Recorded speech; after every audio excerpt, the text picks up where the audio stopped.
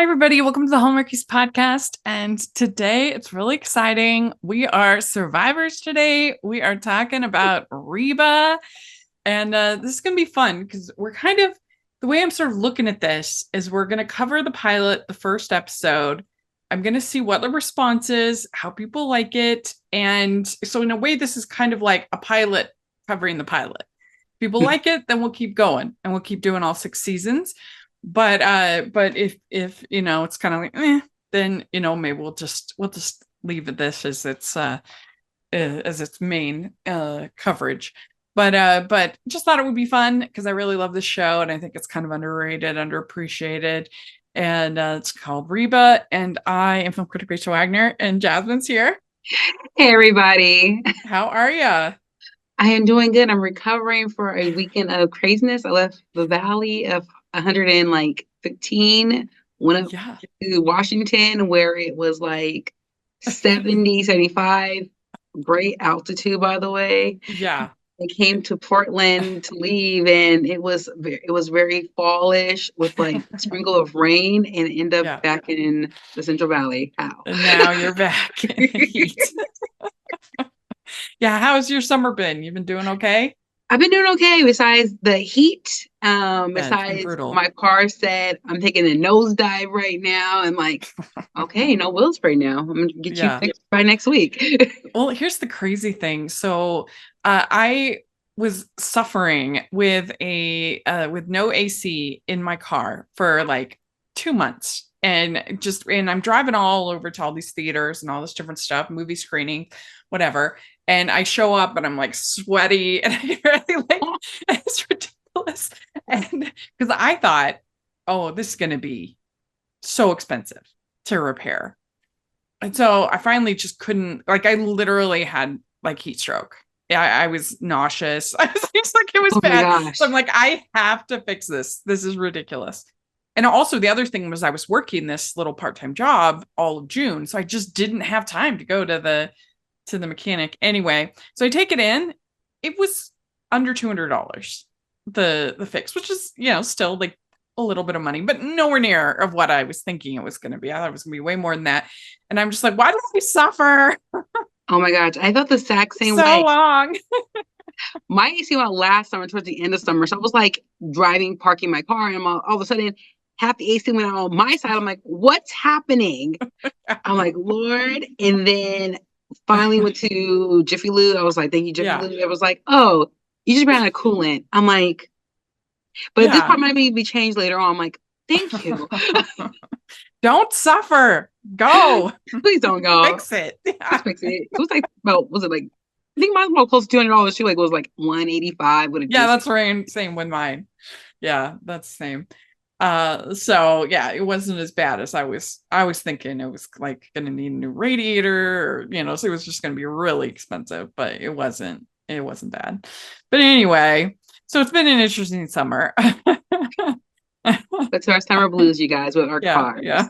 Well, this time mine is going to a misfire with a car, was a crank sensor situation and switch. So I'm gonna be Supergirl, be tough out here, and trying to be a survivor. And no, don't. My car's helping me know. And y'all, I was stranded, y'all. That was Ho ho ho!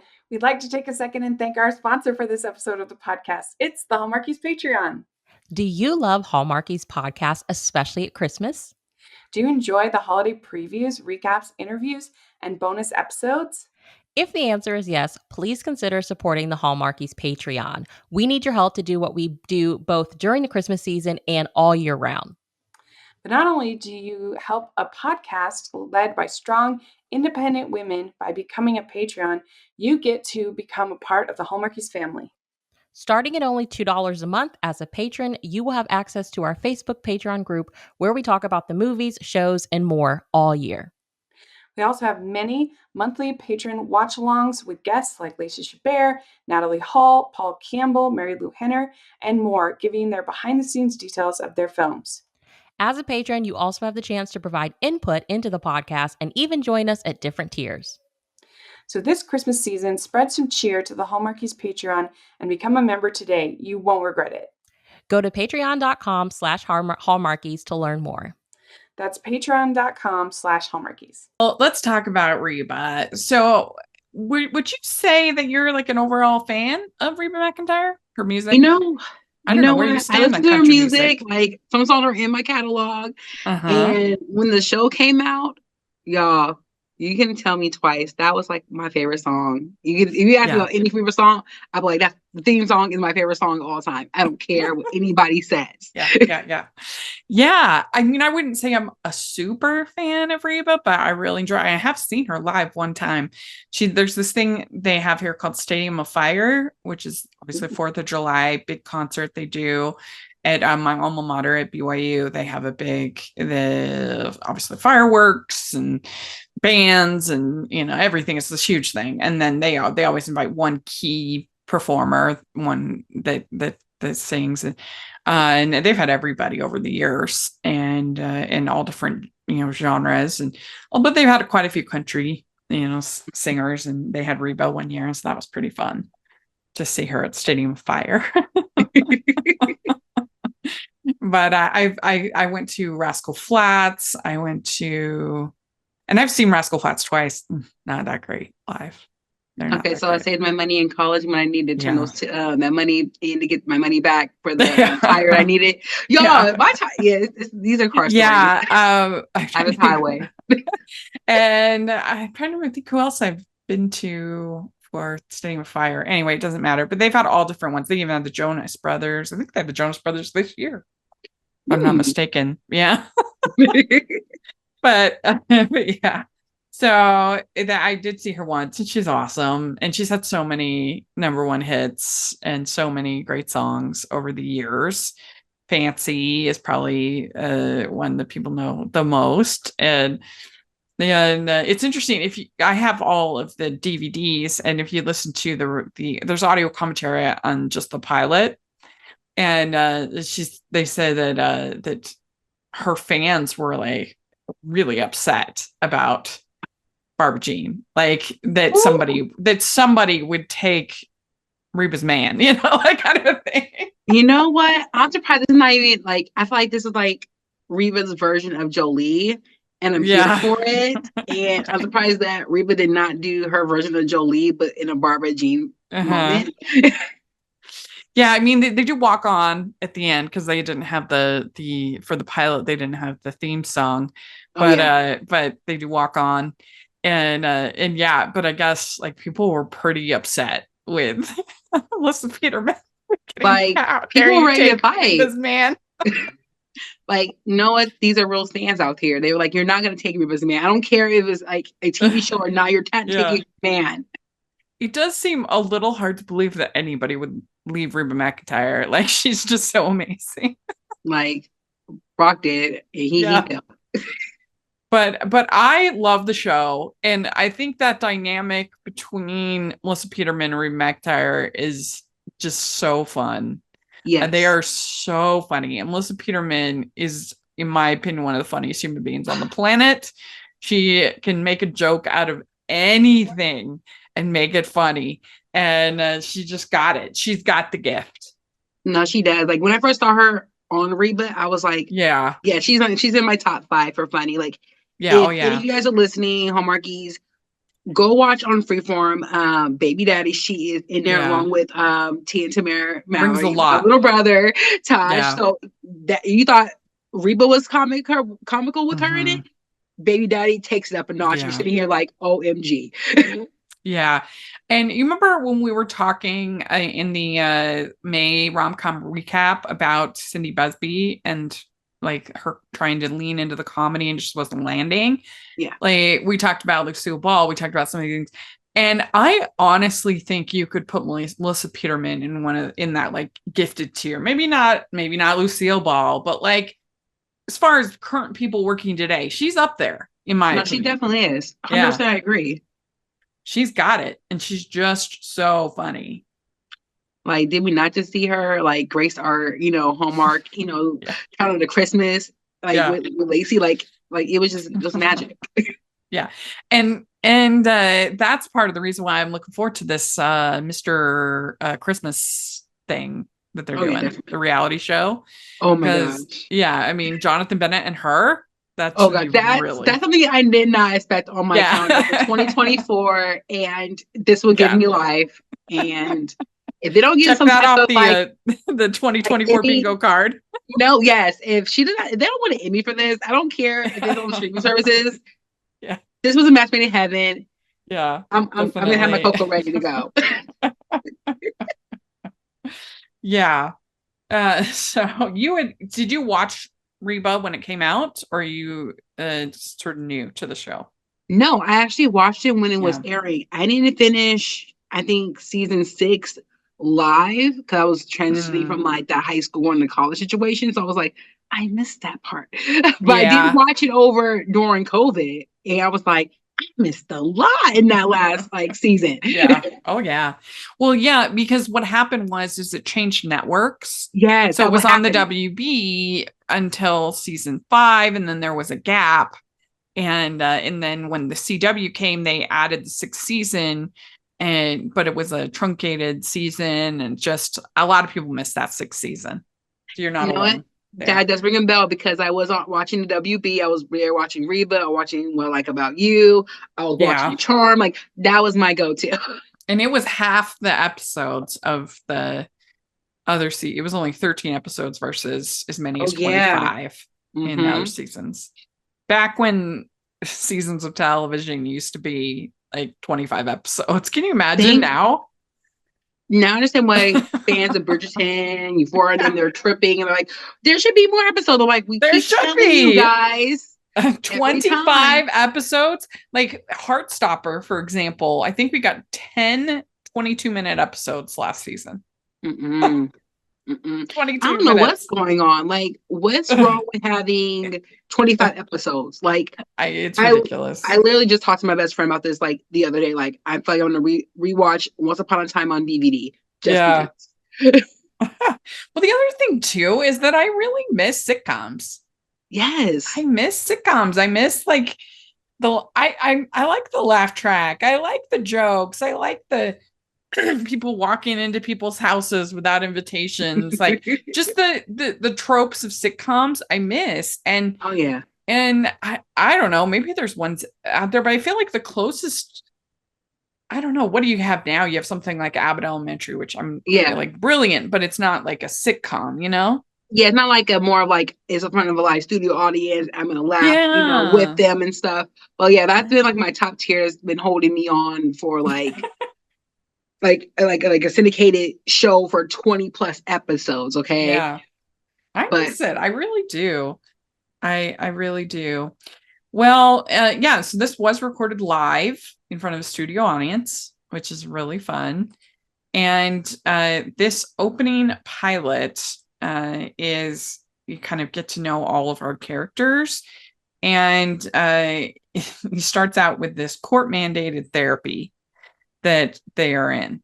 And we've went through a series of things. And she says, we're not crazy. She says, Reba says, we're not crazy.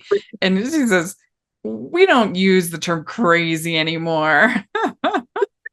and she says, we're a nice, normal, all they send me are nice, normal families. By saying those words. Yeah. You're Mel not Carter so normal. She's really funny in this pilot. Dude, like the first 5 minutes, just rewatching it over, sold me on watching the entire series. Yeah, no, it's true. Like the first time. I agree. It set everything up where I'm like, this is so much tea. Where's my popcorn? Where's everything else? Like, you gave me so much with only 5 minutes. Now I'm invested. And you don't even meet Barbara Jean until pretty late in. So that's saying something. Just this core family is kind of strong enough on its own to make it work. And the writing and the jokes are strong enough. It's Allison M Gibson is the writer. You see what else she's done. I'm looking at this. She's known for Awkward, Boy Meets World. Okay. Yeah, which I love. She gets brownie points from me. Living with Fran, which I love that show too. So yeah, Home Improvement. She's just done a bunch. She's amazing. So like Basically, everything we watch for TGI Friday, she's been in. Got it. And she wrote 120 episodes, so almost every episode of this show. Okay, so she's amazing. You. Yeah. Allison Gibson, if you're listening, come on the podcast. We want to talk to you. You're amazing. You're amazing. But I do think it was a real strong cast that they assembled. You have Christopher Rich, who is a sitcom veteran. He was even on a very famous he was even on a very famous episode of The Nanny. Very funny, where she thinks that he's gay. He's actually not gay, and it's very funny. But yeah, he's done Desperate Housewives. He's done Boston Legal. He's just done tons of stuff. Oh yeah.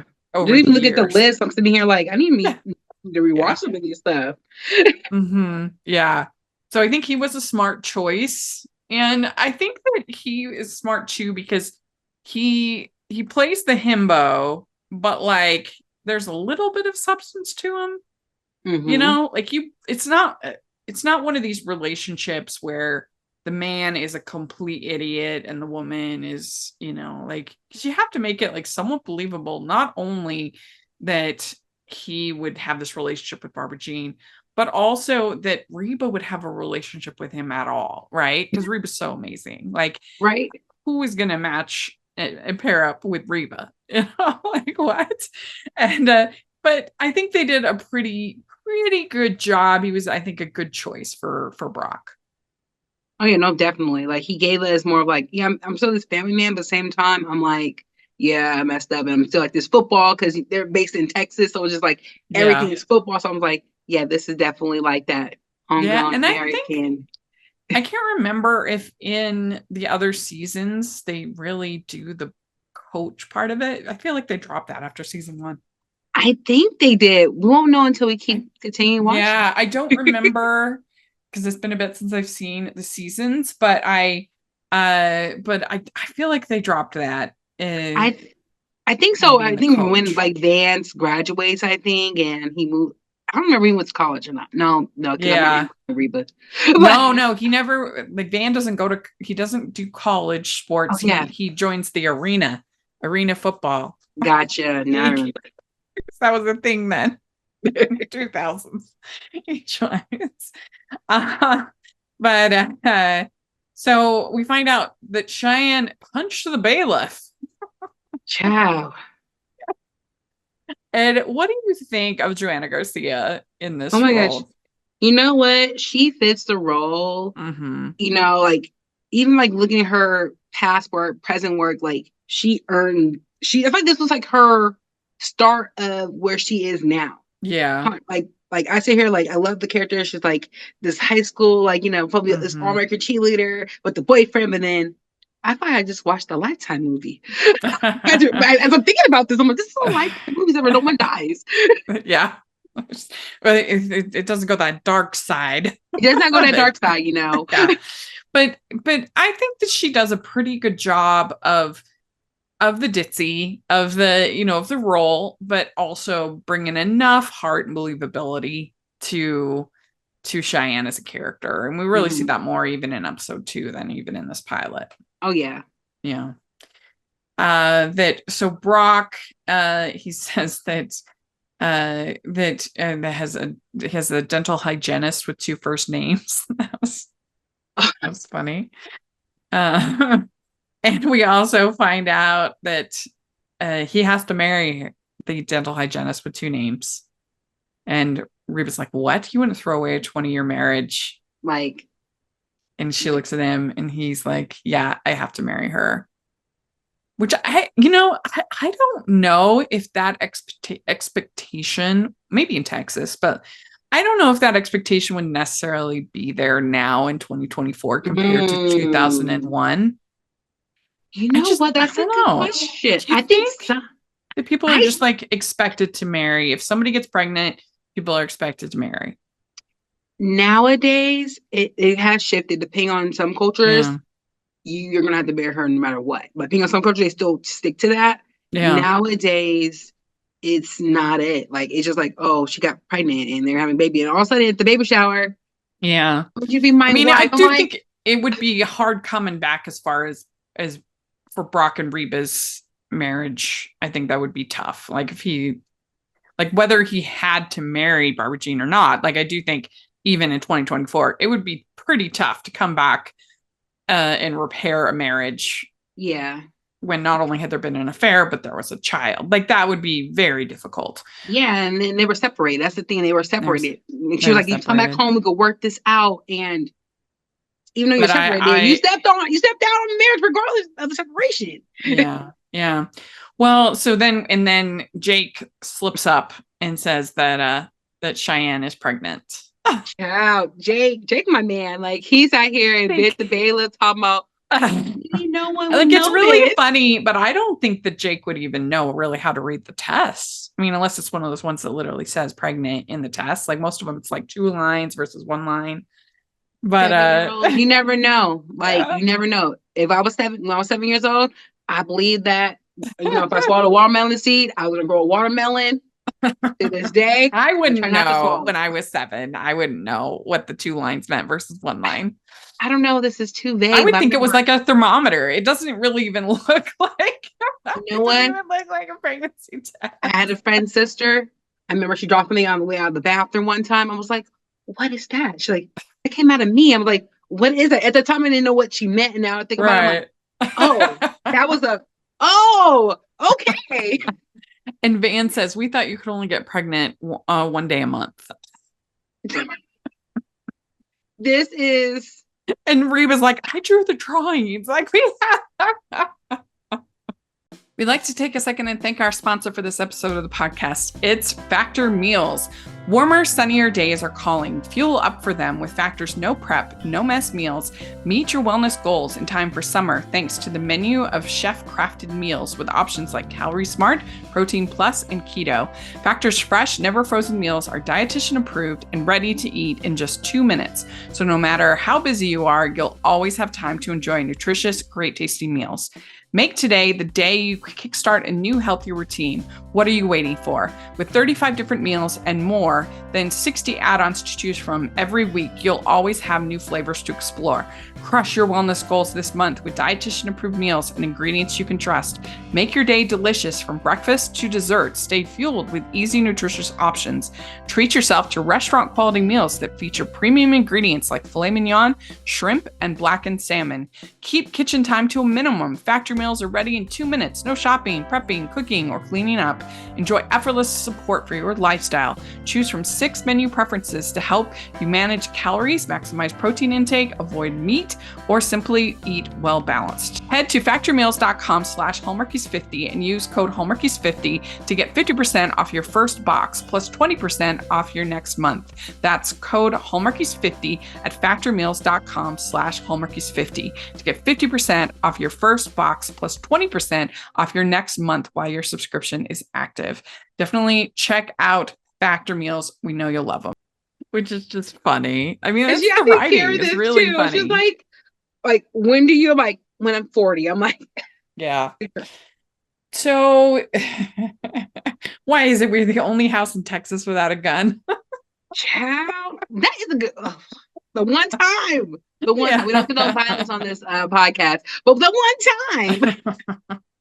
So this is when we get. So Van proposes to Cheyenne. Is very sweet, and Van in general is just a very, very sweet, sincere character. He's kind of a himbo character, but like in a very lovable way. Yeah, in the sense of like it's kind of like doting on like the teen 90s movies of like the football player in a sense.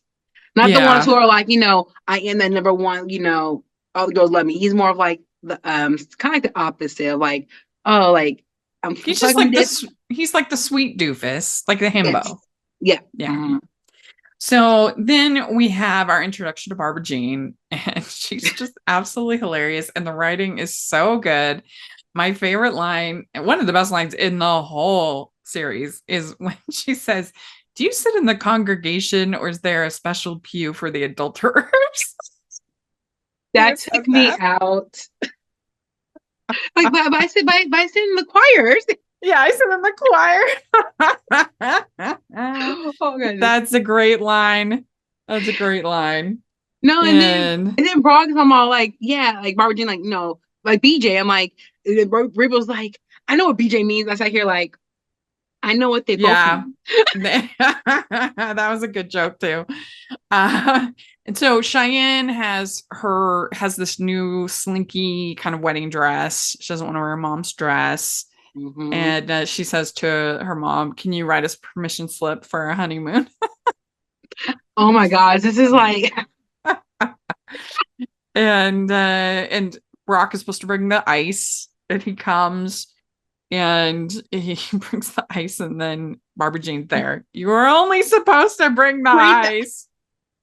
but I think what makes it more, cinematic for me is when Reba broke down. She was like, we were supposed to go all together. Yeah. That right there sent it where you saw Reba be Yeah. Reba, and she could bring that funny, but also bring that like cinematic, like this is my moment. I'm gonna earn this Oscar in this pilot episode. Yeah, I agree. So Barbara Jean is in the cake. Everything's a mess. Cheyenne is upset. Slider. And then you're absolutely right. Reba says that you ruined everything. We were supposed to go together.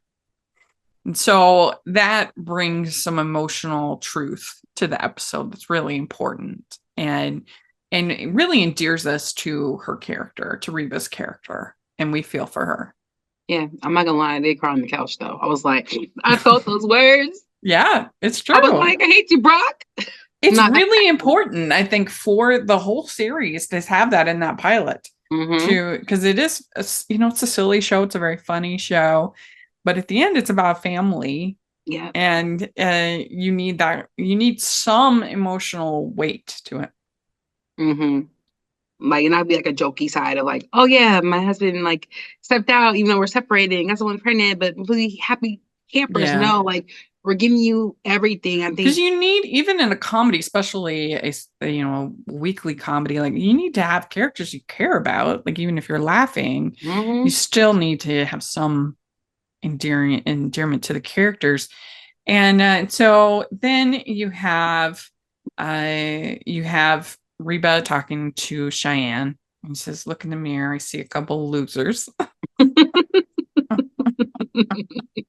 And like life is not going to turn out the way that we hoped. She says Barbara Jean is not going to drown in the giant vat of Crisco oil. And then she says, "Mom's got a dark side too." Which is really funny. So you get that emotional moment and then you get a laugh.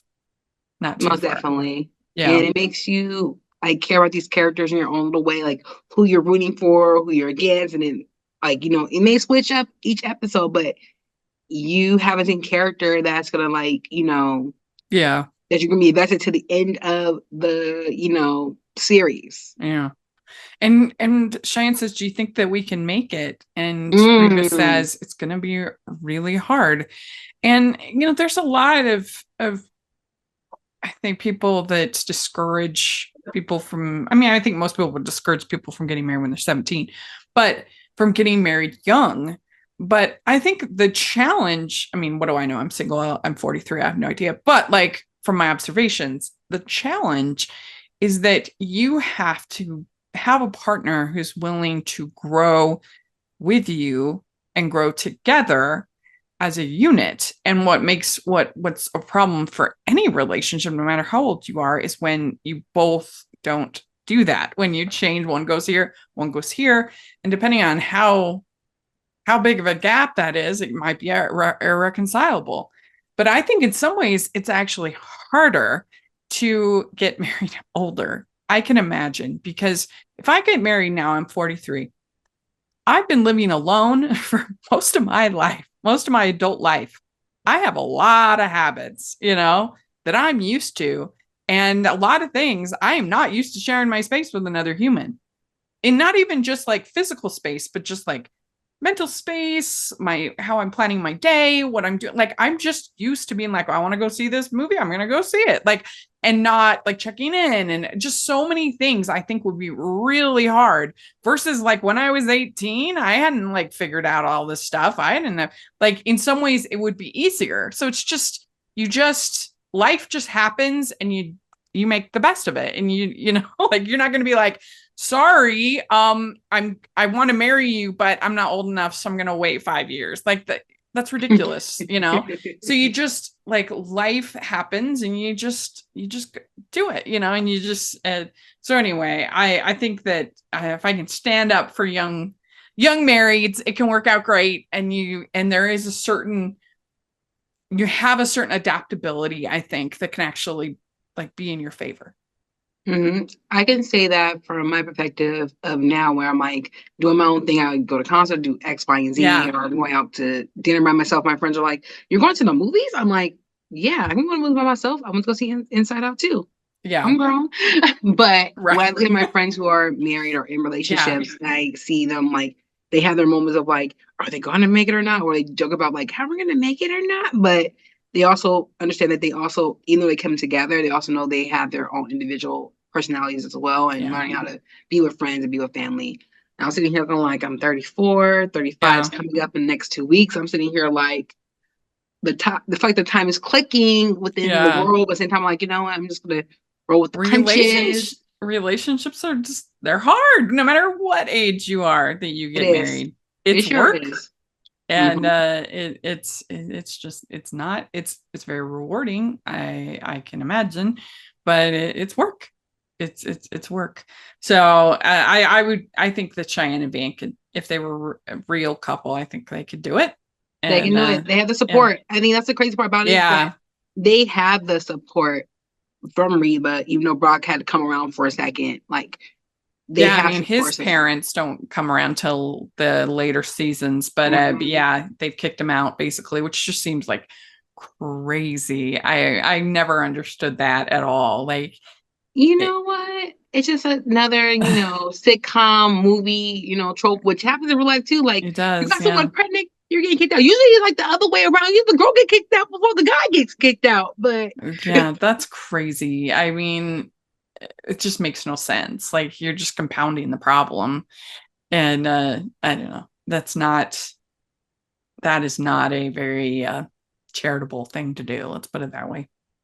Where are they gonna go? But anyway, and so Reba says nothing is as frightening or wonderful as becoming a mother. So it's very sweet. And then we get the wedding and the montage, and we get walk on and the photos and everything like that. So the photos. I think it's a pretty good pilot. I think it is. It's got heart. It's got lots of good laughs. It introduces you to all our characters. Yeah, it's real appealing. And it sets you up for the next, you know, this whole season, and then after, and you just want more. And you're sitting here like, oh my God, Vance, oh my goodness. Yeah. I'm bringing these. I'm like, sir, it's over. Like you don't even need those anymore. We'd like to take a second and thank our sponsor for this episode of the podcast. It's the Hallmarkies merch store. Are you looking for that perfect gift for the postable, Hardy, or Hallmarky in your life? What about getting that t-shirt or hoodie that will help you stand out at your next holiday party? Now is the time to check out the Hallmarkies merch store. Full of festive designs by artists like Jessica Miller, Carrie from Hallmark Comics, and more. You can even have more than just shirts, but totes, cell phone cases, notebooks, mugs, and more. And it isn't just Hallmark. We have designs for Anna Green Gables, Man from Snowy River, The Nanny, and more. Every purchase at the merch store goes to help support the podcast and allows us to make the great content you know and love. There are frequent sales, so go to tpublic.com/stores/Hallmarkies or see the link in the description. That's tpublic.com/stores/Hallmarkies. And so the next episode is called The Honeymoon's Over or Now What? And Van and Cheyenne are back from the honeymoon. They've got the puka rings. Nothing spells love like puka. They went to Hawaii, but they didn't. They went to Galveston. They did. The Paris of Texas. I guess. So they loved it. And this is we get our first a Survivor intro. Yes. So that's fun. Episode with Cheyenne and Van back from their honeymoon. They return to school. The principal wants the pregnant Cheyenne to consider a different school. Reba says if Cheyenne can't attend, Van does not attend, and Van is the star football player. So what do you think of this episode overall? You know what? This was a time of early 2000 where Mm-hmm. these things were happening every day where, usually someone got pregnant in the family, they got sent away for a good couple of months and came back like nothing ever happened. Yeah. But the fact that like they decide, oh, we need to send you to another school because you're messing up our reputation, da da da da da. I'm Mm-hmm. like, I don't know, because there are high schools that have daycares in their high schools. Shoot, my mama's high school had a daycare. Isn't it Oh, weird? really? Yeah. Yeah, it's literally there's a whole like a section in the yearbook like the nursery. I was like, Mm-hmm. that's what they still I think they still have it to this day. But no, like I think maybe because I'm not sure if it's a Texas culture or not, or depending on Mm-hmm. where you live. Anybody who's from Texas, let us know y'all still do there's still that type of thing because you're all supposed Yeah. to be representing like football culture, like sport culture, like this, but then this is frowned upon. Like, Well, we didn't have any kind of daycare, but there were a number of girls in my high school that got pregnant, and mhm. I don't know. There was one that named her baby Nature Rain. That was the I just remember Nature Rain. I was like, that was new to me. But yeah, I I mean, I do kind of like that they tell Cheyenne like this it's going to be hard for you, and this could be an option, like if you don't want to deal with the bullying and the tough things. And it is kind of interesting to see Cheyenne, a character that would have maybe been on the bully side, like been a little Mm. bit kind of rude maybe. Now she's having to feel that social ostracization a little bit in how she reacts, and I think that's kind of interesting. And so we also get this whole thing with like Reba being really grossed out by Cheyenne and Van's PDA. Ooh. It's one thing when your parents are doing it, it's the other when your kids are doing it. Yeah, I'm like, yeah, I oh my believe gosh. that. So then the principal asks her in, says she's going to suspend Cheyenne for 3 weeks. And then she says that setting limits has always been the girls' responsibility and that boys will be Mm. boys.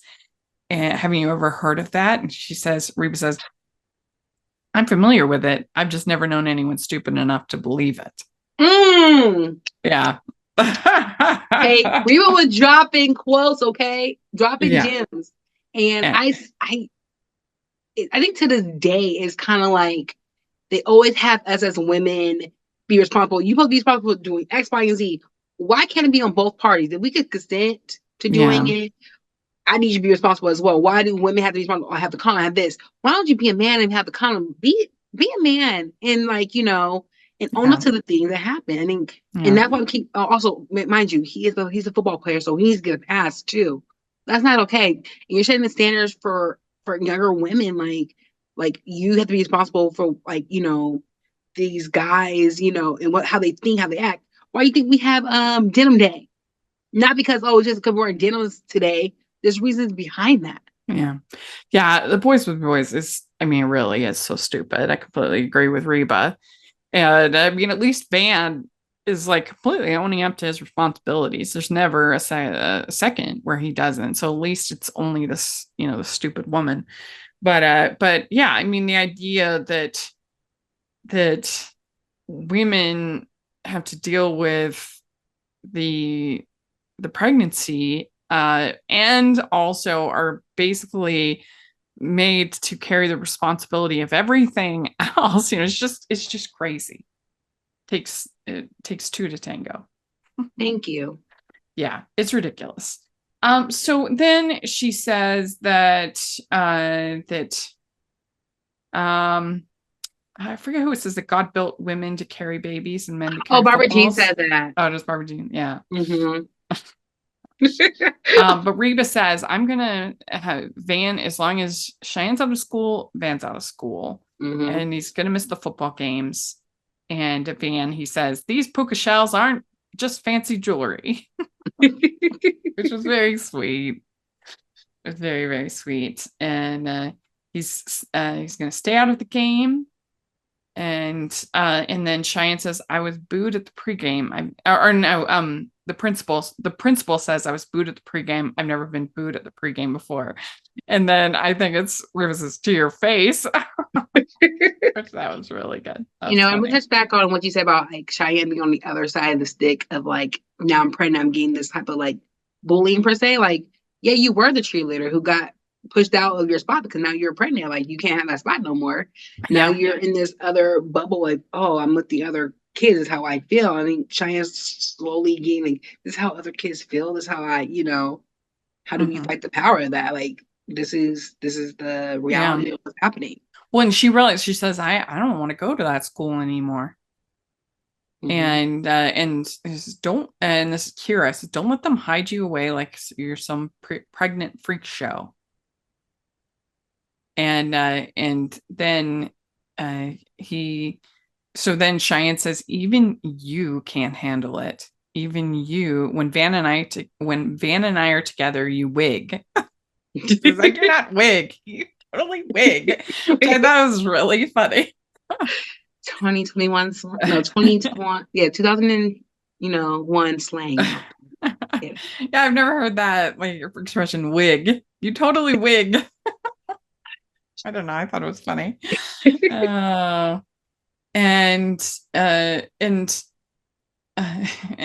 She says, she admits it. She's like, you're right. She says, you're going to be a mom soon. You'll see. This is hard. It's hard on this side.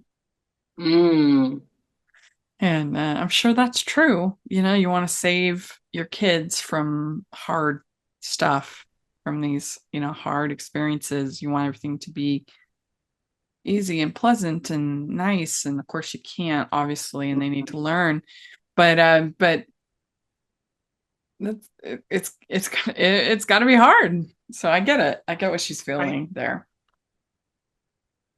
Yeah. So there we go. That is episode 2. And I think it's another strong episode. Definitely strong. Yeah, there's not that much Barbara Jean in this one. But there's at least that one line. And she's just so oh my gosh, she's just the best. Oh gosh, remember how at the house? Like, yeah. Oh. But don't worry, you'll see her more in episode 3. Yeah. Well, let us know what you think of these 2 episodes, the pilot of the show itself. If you want us to keep recapping, let us know. We could do like a whole season long look like we did with Drop Dead Diva. So we could do that. Just let us know in the comments or on Twitter or wherever you chat with us. And that would be great. And Jazzman, where can people find you? You can find me on Instagram and on Twitter at Shreem16, SHREEM16. Great. And you can find me at Rachel's Reviews, all of our social media, iTunes, YouTube, and on Rotten Tomatoes. So check that out. Also, make sure you're following the podcast, Hallmarkies Pod and Hallmarkies Podcast, all of our social media. And if you are listening on iTunes, please leave your ratings and reviews. I really, really appreciate that. And if you are watching on YouTube, please give the video a thumbs up and subscribe to the channel. Really appreciate that too.